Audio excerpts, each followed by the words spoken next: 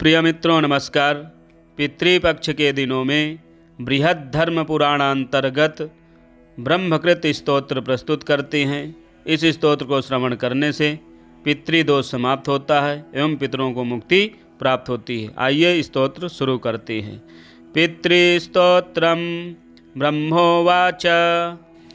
नमः पित्रे जन्मदात्रे सर्वदेवमयाय च सुखदाय प्रसन्नाय सुप्रीताय महात्मने सर्वयज्ञस्वरूपाय स्वर्गाय परमेष्ठिने सर्वतीर्थावलोकाय करुणासागराय च नमः सदासुतोषाय शिवरूपाय ते नमः सदा पराधक्षमिणे सुखाय सुखदाय च दुर्लभं मानुषमिदं येन लब्धं मया वपुः संभावनीयं धर्मार्थे तस्मै पित्रे नमो नमः। तीर्थस्नानतपोहोम जपादीन् यस्य दर्शनं महागुरोश्च गुरवे तस्मै पित्रे नमो नमः। यस्य प्रणामस्तवनात् कोटिशः पितृतर्पणम् अश्वमेधशतैस्तुल्यं तस्मै पित्रे नमो नमः। इदं स्तोत्रं पितृः पुण्यं यः पठेत् प्रयतो नरः प्रत्यहं प्रातरुत्थाय पितृश्राद्धदिनेऽपि च स्वजन्मदिवसे साक्षात् पितुरग्रे स्थितोऽपि वा न तस्य दुर्लभं किञ्चित् सर्वज्ञत्वादिवाञ्छितं नानापकर्म कृत्वापि यः स्तौति पितरं सुतः सध्रुवं प्रविधायैव प्रायश्चित्तं सुखी भवेत् पितृप्रीतिकरैर्नित्यं सर्वकर्माण्यथार्हति। ब्रह्मोवाच। नमः पित्रे जन्मदात्रे सर्वदेवमयाय च सुखदाय प्रसन्नाय सुप्रीताय महात्मने सर्वयज्ञस्वरूपाय स्वर्गाय परमेष्ठिने सर्वतीर्थावलोकाय करुणासागराय च नमः सदासुतोषाय शिवरूपाय ते नमः सदा पराधक्षमिणे सुखाय सुखदाय च दुर्लभं मानुषमिदं येन लब्धं मया वपुः संभावनीयं धर्मार्थे तस्मै पित्रे नमो नमः। तीर्थस्नानतपोहोम जपादीन् यस्य दर्शनं महागुरोश्च गुरवे तस्मै पित्रे नमो नमः। यस्य प्रणामस्तवनात् कोटिशः पितृतर्पणम् अश्वमेधशतैस्तुल्यं तस्मै पित्रे नमो नमः। इदं स्तोत्रं पितृः पुण्यं यः पठेत् प्रयतो नरः प्रत्यहं प्रातरुत्थाय पितृश्राद्धदिनेऽपि च स्वजन्मदिवसे साक्षात् पितुरग्रे स्थितोऽपि वा न तस्य दुर्लभं किञ्चित् सर्वज्ञत्वादिवाञ्छितं नानापकर्म कृत्वापि यः स्तौति पितरं सुतः सध्रुवं प्रविधायैव प्रायश्चित्तं सुखी भवेत् पितृप्रीतिकरैर्नित्यं सर्वकर्माण्यथार्हति। ब्रह्मोवाच। नमः पित्रे जन्मदात्रे सर्वदेवमयाय च सुखदाय प्रसन्नाय सुप्रीताय महात्मने सर्वयज्ञस्वरूपाय स्वर्गाय परमेष्ठिने सर्वतीर्थावलोकाय करुणासागराय च नमः सदासुतोषाय शिवरूपाय ते नमः सदा पराधक्षमिणे सुखाय सुखदाय च दुर्लभं मानुषमिदं येन लब्धं मया वपुः संभावनीयं धर्मार्थे तस्मै पित्रे नमो नमः। तीर्थस्नानतपोहोम जपादीन् यस्य दर्शनं महागुरोश्च गुरवे तस्मै पित्रे नमो नमः। यस्य प्रणामस्तवनात् कोटिशः पितृतर्पणम् अश्वमेधशतैस्तुल्यं तस्मै पित्रे नमो नमः। इदं स्तोत्रं पितृः पुण्यं यः पठेत् प्रयतो नरः प्रत्यहं प्रातरुत्थाय पितृश्राद्धदिनेऽपि च स्वजन्मदिवसे साक्षात् पितुरग्रे स्थितोऽपि वा न तस्य दुर्लभं किञ्चित् सर्वज्ञत्वादिवाञ्छितं नानापकर्म कृत्वापि यः स्तौति पितरं सुतः सध्रुवं प्रविधायैव प्रायश्चित्तं सुखी भवेत्। पितृप्रीतिकरैर्नित्यं सर्वकर्माण्यथार्हति। ब्रह्मोवाच नमः पित्रे जन्मदात्रे सर्वदेवमयाय च सुखदाय प्रसन्नाय सुप्रीताय महात्मने सर्वयज्ञस्वरूपाय स्वर्गाय परमेष्ठिने सर्वतीर्थावलोकाय करुणासागराय च नमः सदासुतोषाय शिवरूपाय ते नमः। सदापराधक्षमिणे सुखाय सुखदाय च दुर्लभं मानुषमिदं येन लब्धं मया वपुः संभावनीयं धर्मार्थे तस्मै पित्रे नमो नमः। तीर्थस्नानतपोहोम जपादीन् यस्य दर्शनं महागुरोश्च गुरवे तस्मै पित्रे नमो नमः। यस्य प्रणामस्तवनात् कोटिशः पितृतर्पणम् अश्वमेधशतैस्तुल्यं तस्मै पित्रे नमो नमः। इदं स्तोत्रं पितृः पुण्यं यः पठेत् प्रयतो नरः प्रत्यहं प्रातरुत्थाय पितृश्राद्धदिनेऽपि च स्वजन्मदिवसे साक्षात् पितुरग्रे स्थितोऽपि वा न तस्य दुर्लभं किञ्चित् सर्वज्ञत्वादिवाञ्छितं नानापकर्म कृत्वापि यः स्तौति पितरं सुतः सध्रुवं प्रविधायैव प्रायश्चित्तं सुखी भवेत्। पितृप्रीतिकरैर्नित्यं सर्वकर्माण्यथार्हति। ब्रह्मोवाच नमः पित्रे जन्मदात्रे सर्वदेवमयाय च सुखदाय प्रसन्नाय सुप्रीताय महात्मने सर्वयज्ञस्वरूपाय स्वर्गाय परमेष्ठिने सर्वतीर्थावलोकाय करुणासागराय च नमः सदासुतोषाय शिवरूपाय ते नमः। सदापराधक्षमिणे सुखाय सुखदाय च दुर्लभं मानुषमिदं येन लब्धं मया वपुः संभावनीयं धर्मार्थे तस्मै पित्रे नमो नमः। तीर्थस्नानतपोहोम जपादीन् यस्य दर्शनं महागुरोश्च गुरवे तस्मै पित्रे नमो नमः। यस्य प्रणामस्तवनात् कोटिशः पितृतर्पणम् अश्वमेधशतैस्तुल्यं तस्मै पित्रे नमो नमः। इदं स्तोत्रं पितृः पुण्यं यः पठेत् प्रयतो नरः प्रत्यहं प्रातरुत्थाय पितृश्राद्धदिनेऽपि च स्वजन्मदिवसे साक्षात् पितुरग्रे स्थितोऽपि वा न तस्य दुर्लभं किञ्चित् सर्वज्ञत्वादिवाञ्छितं नानापकर्म कृत्वापि यः स्तौति पितरं सुतः सध्रुवं प्रविधायैव प्रायश्चित्तं सुखी भवेत्। पितृप्रीतिकरैर्नित्यं सर्वकर्माण्यथार्हति।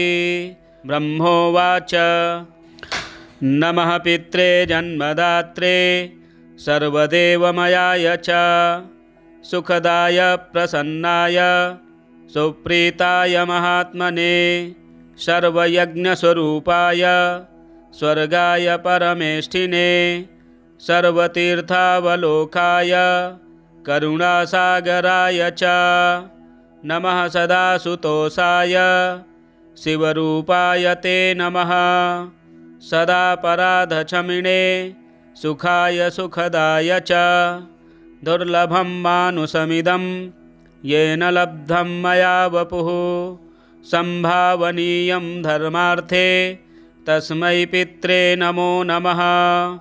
तीर्थस्नानतपोहोम जपादीन् यस्य दर्शनं महागुरोश्च गुरवे तस्मै पित्रे नमो नमः। यस्य प्रणामस्तवनात् कोटिशः पितृतर्पणम् अश्वमेधशतैस्तुल्यं तस्मै पित्रे नमो नमः। इदं स्तोत्रं पितृः पुण्यं यः पठेत् प्रयतो नरः प्रत्यहं प्रातरुत्थाय पितृश्राद्धदिनेऽपि च स्वजन्मदिवसे साक्षात् पितुरग्रे स्थितोऽपि वा न तस्य दुर्लभं किञ्चित् सर्वज्ञत्वादिवाञ्छितं नानापकर्म कृत्वापि यः स्तौति पितरं सुतः सध्रुवं प्रविधायैव प्रायश्चित्तं सुखी भवेत् पितृप्रीतिकरैर्नित्यं सर्वकर्माण्यथार्हति। ब्रह्मोवाच नमः पित्रे जन्मदात्रे सर्वदेवमयाय च सुखदाय प्रसन्नाय सुप्रीताय महात्मने सर्वयज्ञस्वरूपाय स्वर्गाय परमेष्ठिने सर्वतीर्थावलोकाय करुणासागराय च नमः सदासुतोषाय शिवरूपाय ते नमः सदापराधक्षमिणे सुखाय सुखदाय च दुर्लभं मानुषमिदं येन लब्धं मया वपुः संभावनीयं धर्मार्थे तस्मै पित्रे नमो नमः। तीर्थस्नानतपोहोम जपादीन् यस्य दर्शनं महागुरोश्च गुरवे तस्मै पित्रे नमो नमः। यस्य प्रणामस्तवनात् कोटिशः पितृतर्पणम् अश्वमेधशतैस्तुल्यं तस्मै पित्रे नमो नमः। इदं स्तोत्रं पितृः पुण्यं यः पठेत् प्रयतो नरः प्रत्यहं प्रातरुत्थाय पितृश्राद्धदिनेऽपि च स्वजन्मदिवसे साक्षात् पितुरग्रे स्थितोऽपि वा न तस्य दुर्लभं किञ्चित् सर्वज्ञत्वादिवाञ्छितं नानापकर्म कृत्वापि यः स्तौति पितरं सुतः सध्रुवं प्रविधायैव प्रायश्चित्तं सुखी भवेत् पितृप्रीतिकरैर्नित्यं सर्वकर्माण्यथार्हति। ब्रह्मोवाच नमः पित्रे जन्मदात्रे सर्वदेवमयाय च सुखदाय प्रसन्नाय सुप्रीताय महात्मने सर्वयज्ञस्वरूपाय स्वर्गाय परमेष्ठिने सर्वतीर्थावलोकाय करुणासागराय च नमः सदासुतोषाय शिवरूपाय ते नमः सदापराधक्षमिणे सुखाय सुखदाय च दुर्लभं मानुषमिदं येन लब्धं मया वपुः संभावनीयं धर्मार्थे तस्मै पित्रे नमो नमः। तीर्थस्नानतपोहोम जपादीन् यस्य दर्शनं महागुरोश्च गुरवे तस्मै पित्रे नमो नमः। यस्य प्रणामस्तवनात् कोटिशः पितृतर्पणम् अश्वमेधशतैस्तुल्यं तस्मै पित्रे नमो नमः। इदं स्तोत्रं पितृः पुण्यं यः पठेत् प्रयतो नरः। प्रत्यहं प्रातरुत्थाय पितृश्राद्धदिनेऽपि च स्वजन्मदिवसे साक्षात् पितुरग्रे स्थितोऽपि वा न तस्य दुर्लभं किञ्चित् सर्वज्ञत्वादिवाञ्छितं।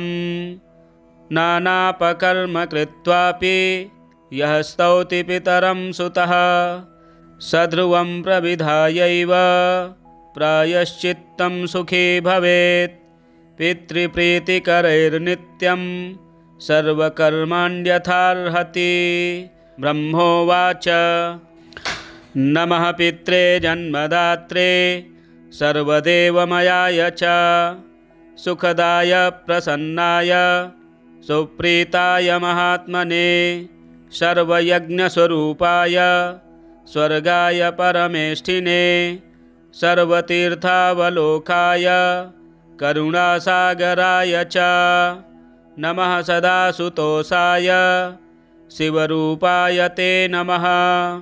सदा पराधक्षमिणे सुखाय सुखदाय च दुर्लभं मानुषमिदं येन लब्धं मया वपुः संभावनीयं धर्मार्थे तस्मै पित्रे नमो नमः। तीर्थस्नानतपोहोम जपादीन् यस्य दर्शनं महागुरोश्च गुरवे तस्मै पित्रे नमो नमः।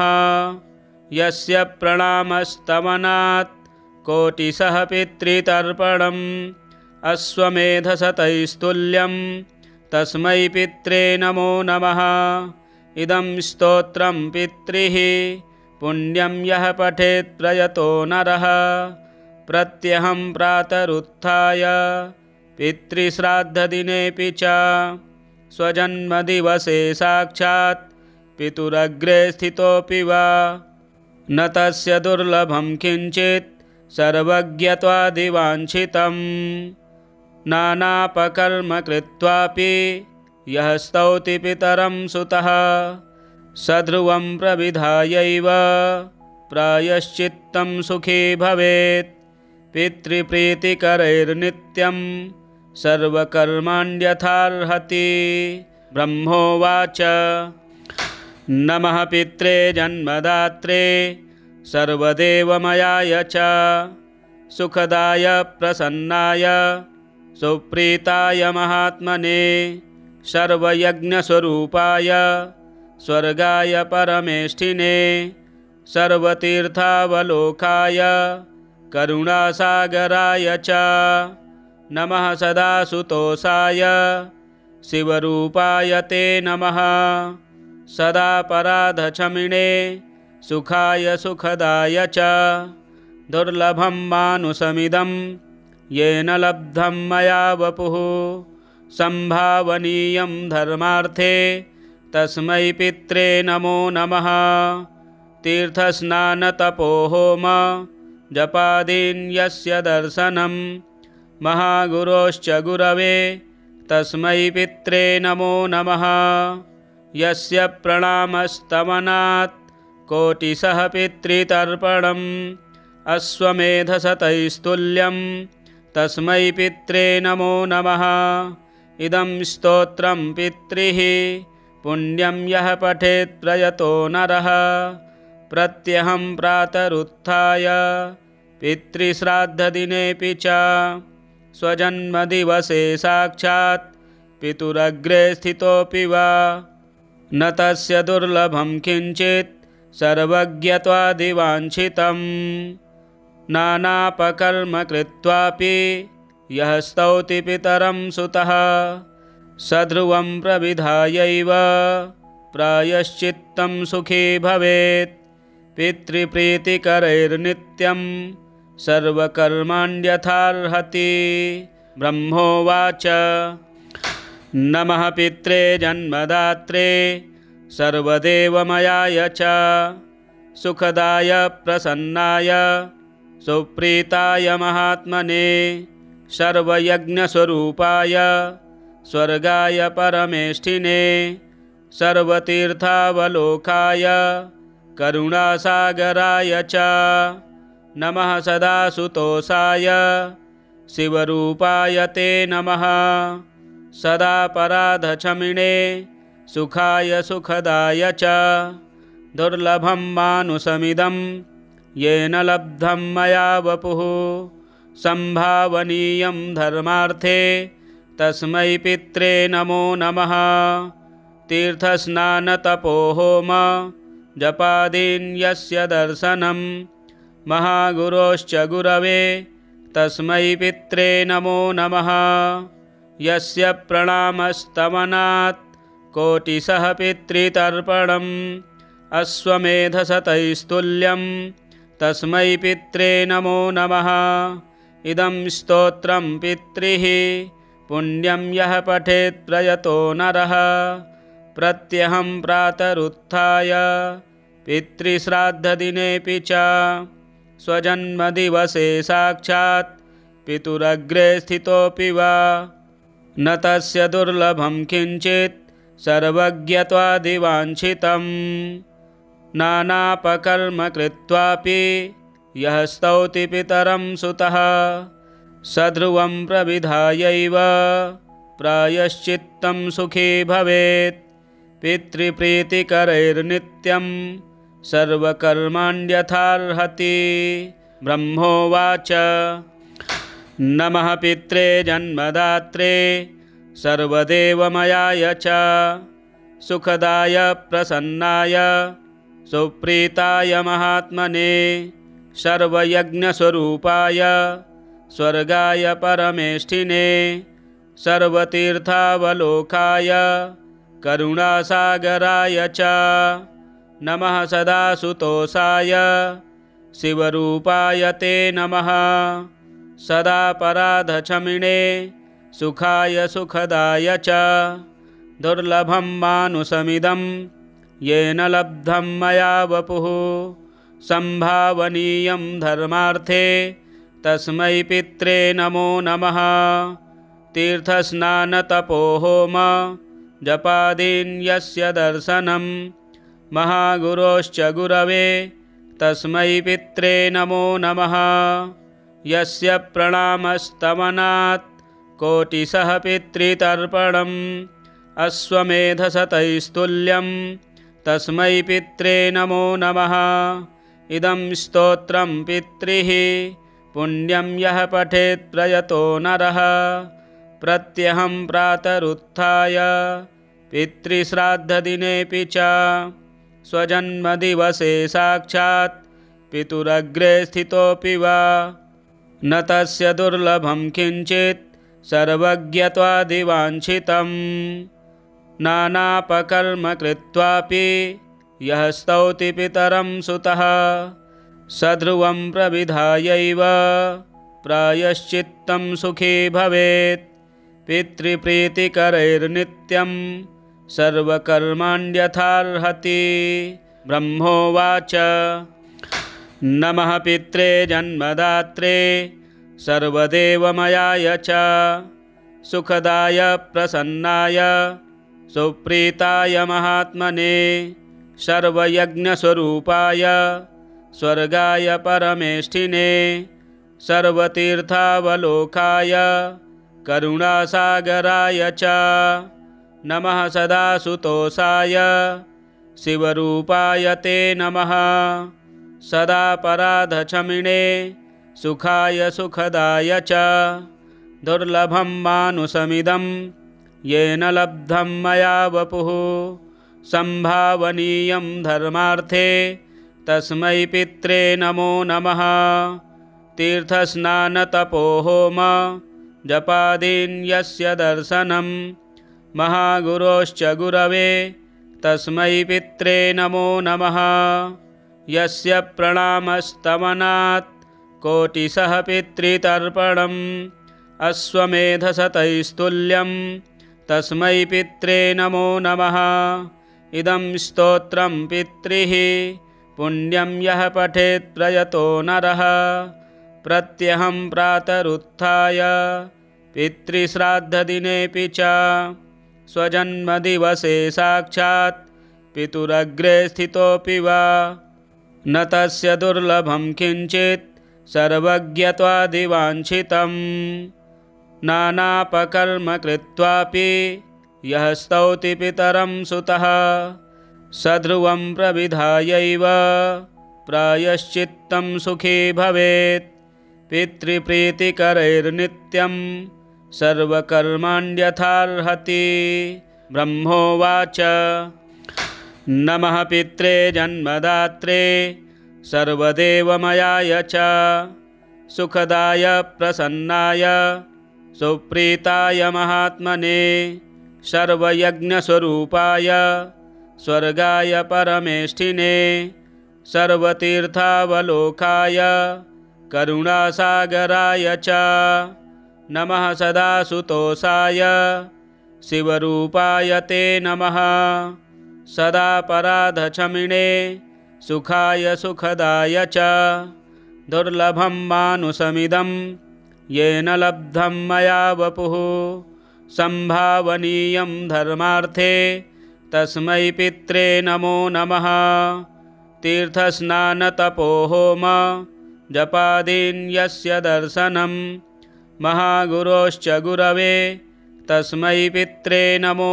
नमः यस्य प्रणामस्तवनात् कोटिशः पितृतर्पणम् अश्वमेधशतैस्तुल्यं तस्मै पित्रे नमो नमः इदं स्तोत्रं पितृः पुण्यं यः पठेत् प्रयतो नरः प्रत्यहं प्रातरुत्थाय पितृश्राद्धदिनेऽपि च स्वजन्मदिवसे साक्षात् पितुरग्रे स्थितोऽपि वा न तस्य दुर्लभं किञ्चित् सर्वज्ञत्वादिवाञ्छितं नानापकर्म कृत्वापि यः स्तौति पितरं सुतः सध्रुवं प्रविधायैव प्रायश्चित्तं सुखी भवेत् पितृप्रीतिकरैर्नित्यं सर्वकर्माण्यथार्हति। ब्रह्मोवाच नमः पित्रे जन्मदात्रे सर्वदेवमयाय च सुखदाय प्रसन्नाय सुप्रीताय महात्मने सर्वयज्ञस्वरूपाय स्वर्गाय परमेष्ठिने सर्वतीर्थावलोकाय करुणासागराय च नमः सदासुतोषाय शिवरूपाय ते नमः सदा पराधक्षमिणे सुखाय सुखदाय च दुर्लभं मानुषमिदं येन लब्धं मया वपुः संभावनीयं धर्मार्थे तस्मै पित्रे नमो नमः तीर्थस्नानतपोहोम जपादीन् यस्य दर्शनं महागुरोश्च गुरवे तस्मै पित्रे नमो नमः यस्य प्रणामस्तवनात् कोटिशः पितृतर्पणम् अश्वमेधशतैस्तुल्यं तस्मै पित्रे नमो नमः इदं स्तोत्रं पितृः पुण्यं यः पठेत् प्रयतो नरः प्रत्यहं प्रातरुत्थाय पितृश्राद्धदिनेऽपि च स्वजन्मदिवसे साक्षात् पितुरग्रे स्थितोऽपि वा न तस्य दुर्लभं किञ्चित् सर्वज्ञत्वादिवाञ्छितं नानापकर्म कृत्वापि यः स्तौति पितरं सुतः सध्रुवं प्रविधायैव प्रायश्चित्तं सुखी भवेत् पितृप्रीतिकरैर्नित्यं सर्वकर्माण्यथार्हति।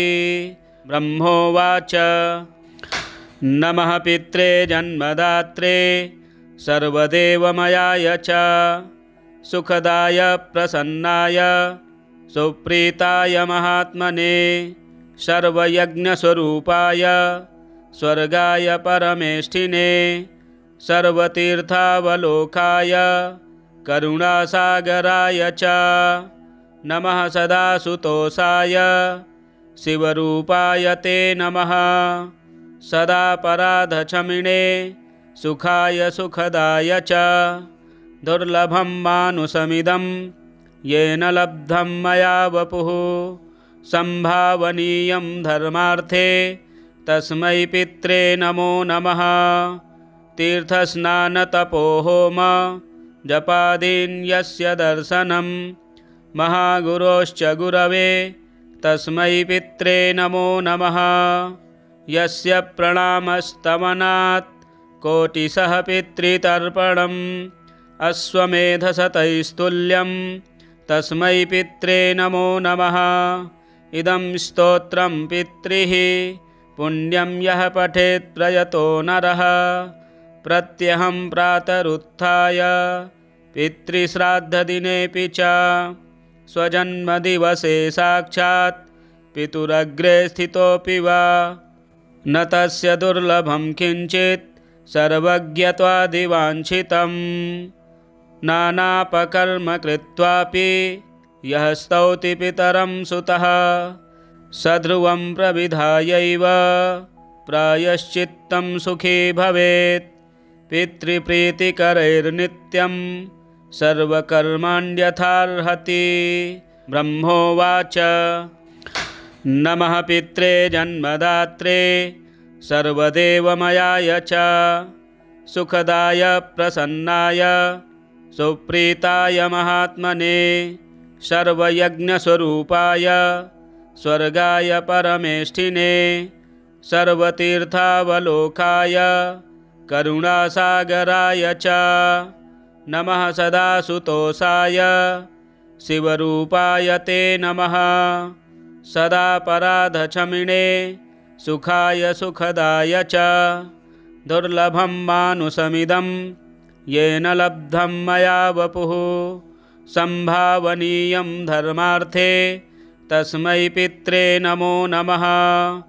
तीर्थस्नानतपोहोम जपादीन् यस्य दर्शनं महागुरोश्च गुरवे तस्मै पित्रे नमो नमः। यस्य प्रणामस्तवनात् कोटिशः पितृतर्पणम् अश्वमेधशतैस्तुल्यं तस्मै पित्रे नमो नमः। इदं स्तोत्रं पितृः पुण्यं यः पठेत् प्रयतो नरः। प्रत्यहं प्रातरुत्थाय पितृश्राद्धदिनेऽपि च स्वजन्मदिवसे साक्षात् पितुरग्रे स्थितोऽपि वा न तस्य दुर्लभं किञ्चित् सर्वज्ञत्वादिवाञ्छितं। नानापकर्म कृत्वापि यः स्तौति पितरं सुतः सध्रुवं प्रविधायैव प्रायश्चित्तं सुखी भवेत्। पितृप्रीतिकरैर्नित्यं सर्वकर्माण्यथार्हति। ब्रह्मोवाच नमः पित्रे जन्मदात्रे सर्वदेवमयाय च सुखदाय प्रसन्नाय सुप्रीताय महात्मने सर्वयज्ञस्वरूपाय स्वर्गाय परमेष्ठिने सर्वतीर्थावलोकाय करुणासागराय च नमः। सदासुतोषाय शिवरूपाय ते नमः। सदापराधक्षमिणे सुखाय सुखदाय च दुर्लभं मानुषमिदं येन लब्धं मया वपुः। संभावनीयं धर्मार्थे तस्मै पित्रे नमो नमः।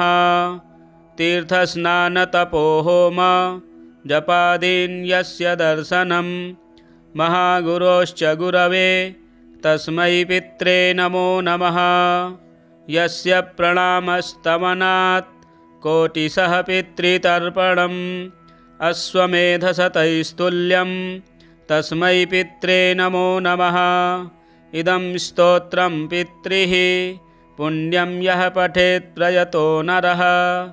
प्रत्यहं प्रातरुत्थाय पितृश्राद्धदिनेऽपि च स्वजन्मदिवसे साक्षात् पितुरग्रे स्थितोऽपि वा न तस्य दुर्लभं किञ्चित् सर्वज्ञत्वादिवाञ्छितं नानापकर्म कृत्वापि यः स्तौति पितरं सुतः सध्रुवं प्रविधायैव प्रायश्चित्तं सुखी भवेत् पितृप्रीतिकरैर्नित्यं सर्वकर्माण्यथार्हति।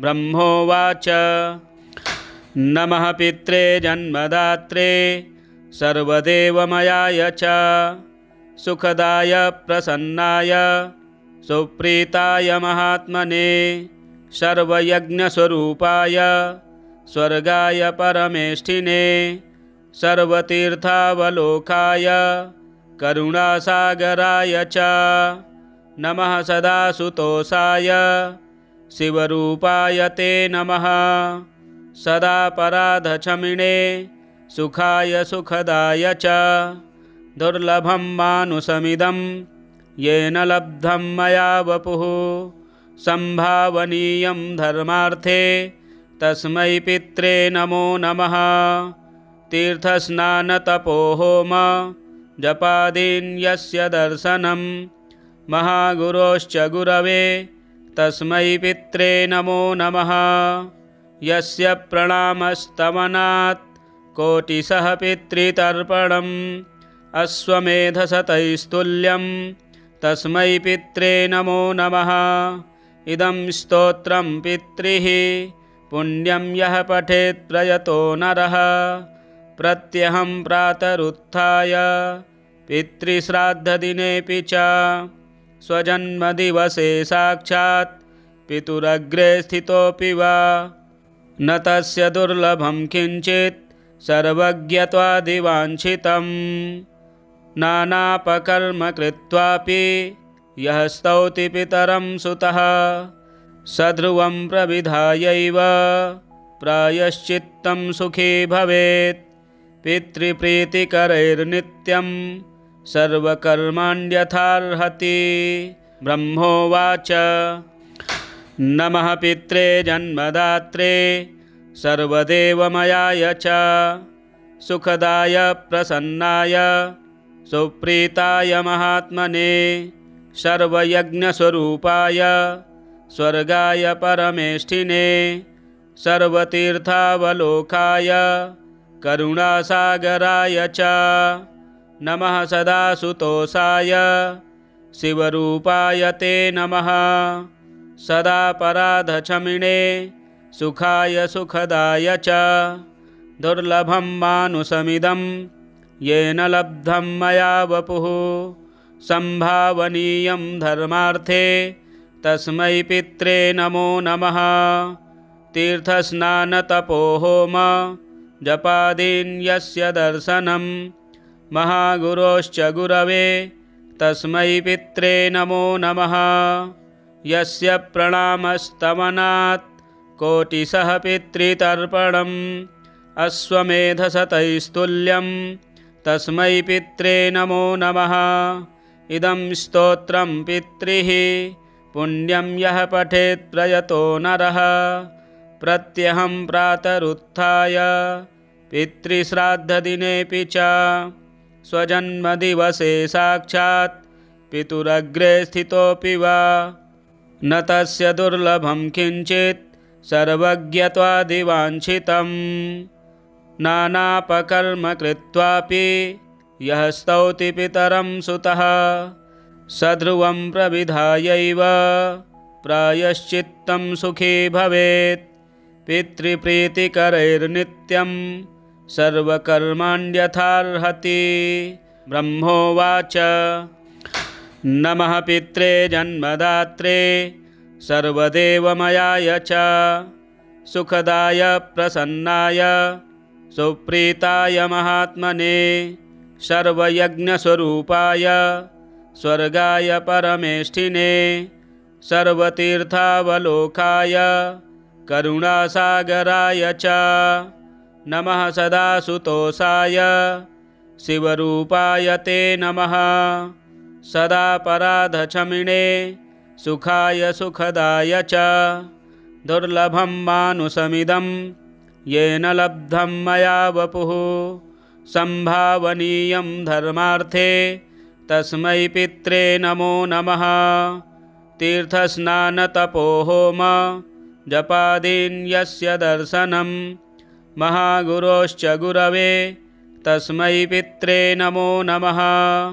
यस्य प्रणामस्तवनात् कोटिशः पितृतर्पणम् अश्वमेधशतैस्तुल्यं तस्मै पित्रे नमो नमः।